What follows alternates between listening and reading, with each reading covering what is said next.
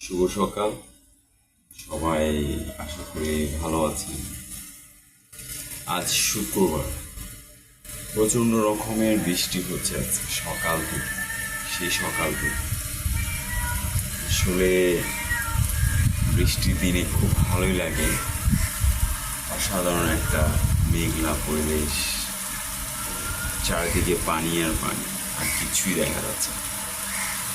আমার এটা হচ্ছে যে মহড়া, আপনার পদ্মা লেন আবাসিক। চারপাশে তেমন বাড়িঘর হয় নাই, মোটামুটি পরিবেশ খুব সুন্দর, তবে একটু গ্রাম্য পরিবেশ। আসলে আমার কাছে এই ধরনের পরিবেশই খুব ভালো লাগে।